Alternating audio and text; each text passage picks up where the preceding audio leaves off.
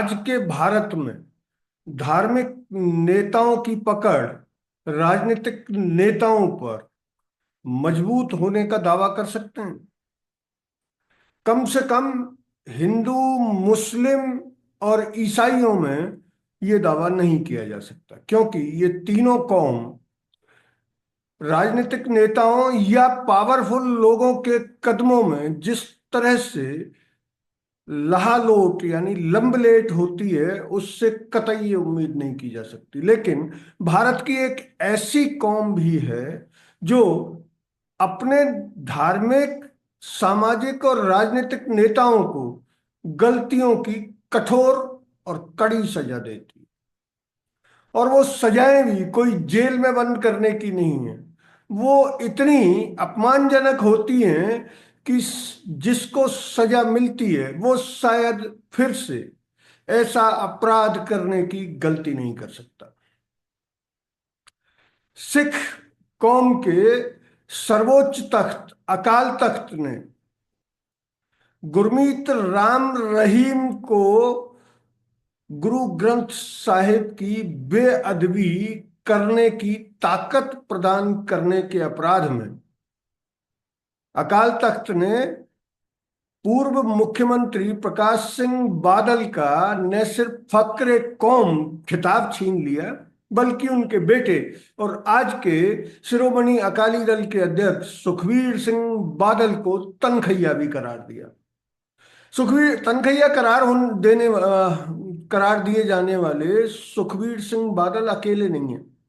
उनके साथ 17 और लोग भी इस अपराध में शामिल पाए गए हैं और सभी को तनखैया करार दिया गया है। तनखैया एक ऐसा शब्द जो शायद जेन जी पीढ़ी समझने की चेष्टा जरूर करे, लेकिन उसे याद शायद ही आए, क्योंकि 80 के दशक में जब पंजाब में खूनी होली खेली जा रही थी, तब ऑपरेशन ब्लू स्टार करके तत्कालीन इंदिरा सरकार ने आतंकियों को अकाल तख्त और स्वर्ण मंदिर से निकाल बाहर फेंका था। चूंकि भारत में सेना के सर्वोच्च कमांडर राष्ट्रपति होते हैं और उस वक्त इस पोस्ट पर ज्ञानी जैल सिंह आसीन थे, उस समय जो खबरें आई उनमें ये कहा गया कि ज्ञानी जैल सिंह उस ऑपरेशन ब्लू स्टार करने के आदेश पर हस्ताक्षर करने से हिचकिचा रहे थे। लेकिन इंदिरा गांधी की कठोर छवि को देखते हुए उन्होंने हस्ताक्षर कर दिए, लेकिन अपना विरोध भी उस वक्त दर्ज कराया था।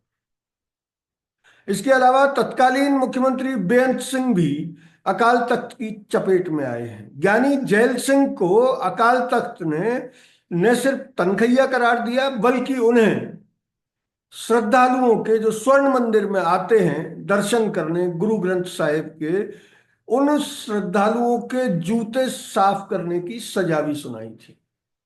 और लगभग पूरे दिन ज्ञानी जैल सिंह ने राष्ट्रपति होते हुए अकाल तख्त में न सिर्फ सिर झुकाया, बल्कि अपनी तनखैया की सजा को पूरा करने के लिए वो श्रद्धालुओं के जूते चप्पल साफ करते भी देखे गए।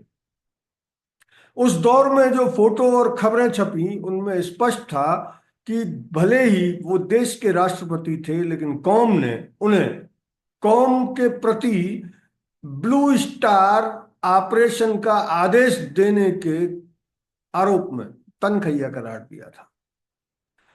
अगर राजनीतिक दृष्टिकोण और राष्ट्रवादी दृष्टिकोण से देखें तो अकाल तख्त का ये निर्णय भारत के राष्ट्रपति के लिए बड़ा शर्मनाक था। लेकिन तमाम सलाहों और सुझावों को दरकिनार करते हुए ज्ञानी जैल सिंह न सिर्फ स्वर्ण मंदिर पहुंचे, बल्कि उन्होंने अपनी सजा को खुशी खुशी स्वीकार भी किया। अब सुखबीर सिंह बादल को यह सजा मिली है, उनके 17 और साथी ने। सुखबीर सिंह बादल का आरोप ये है कि उसने गुरमीत राम रहीम के गुरु ग्रंथ साहब की बेअदबी और 10वें परमपिता गुरु गोविंद सिंह के जैसे वस्त्र पहनकर सार्वजनिक रूप से दिखने को बेअदबी माना। लेकिन तत्कालीन बादल सरकार ने न सिर्फ उन्हें रिहा करने का, इस केस को वापस लेने का दबाव बनाया, बल्कि धार्मिक नेताओं को भी उन्हें बरी करने के लिए मजबूर किया। उस मजबूरी में उस वक्त उनको बरी तो कर दिया गया, लेकिन अकाल तख्त जो सिखों में सर्वोच्च तख्त है, उस तख्त ने अब जाकर उन्हें सजा सुनाई है। उन्होंने सुखबीर सिंह बादल को तनखैया करार दिया है और ये माना है कि उन्होंने धार्मिक नेताओं पर दबाव बनाकर न सिर्फ गुरमीत राम रहीम को बरी कराया, बल्कि उनके खिलाफ केस भी वापस ले लिया। उस केस में बरी होने के साथ ही सिख समुदाय में एक अलग तरह की बेचैनी देखी जा रही थी। उसी बेचैनी का परिणाम है कि अब सुखबीर सिंह बादल अकाल तख्त पर न सिर्फ मत्था टेकेंगे, बल्कि वो अलग अलग सजाएं भी भोगेंगे। एक एक घंटे के लिए 2 दिन वो पहरेदारी करेंगे और उस वक्त उनके वस्त्र स्वर्ण मंदिर में जो सेवादार होते हैं, जो उनके पहरेदार हैं, वही वस्त्र उनको पहनने होंगे। उसके अलावा श्रद्धालुओं के जूते चप्पल साफ करने की सजा तो साथ ही शामिल है। ये सभी सजाएं साथ साथ चलेंगी। उनके 17 अन्य साथियों पर भी इसी तरह की सजा दी गई है और इस सजा को वो भी सुखबीर सिंह बादल के साथ भोगेंगे। अब जैनजी पीढ़ी हो सकता है ये कहना शुरू कर दे कि भाई हमारा उसमें क्या लेना देना है। निश्चित तौर पर, लेकिन जैन जी पीढ़ी को ये समझना चाहिए कि आज के हमारे धार्मिक नेता, जिनमें तथाकथित शंकराचार्य भी शामिल हैं, वो न सिर्फ धर्म की गलत मीमांसा कर रहे हैं, बल्कि परंपराओं को भी तोड़ रहे हैं। जैसे कि राम मंदिर उद्घाटन का जो मामला था, उसमें शंकराचार्य, बद्रिका आश्रम के शंकराचार्य ने काफी न सिर्फ आरोप लगाए, बल्कि उसको अधूरा उद्घाटन कहकर उसकी आलोचना भी की। लेकिन सरकार, उसका नेतृत्व कर रहे नेता और कथित शंकराचार्यों ने इसकी कोई परवाह नहीं की और राम मंदिर का न सिर्फ उद्घाटन कराया, बल्कि ये आरोप भी जड़े कि कुछ लोग हैं जो राम जी के मंदिर की स्थापना को देखकर बेचैन हो। ठीक यही हाल मुस्लिम समुदाय का है।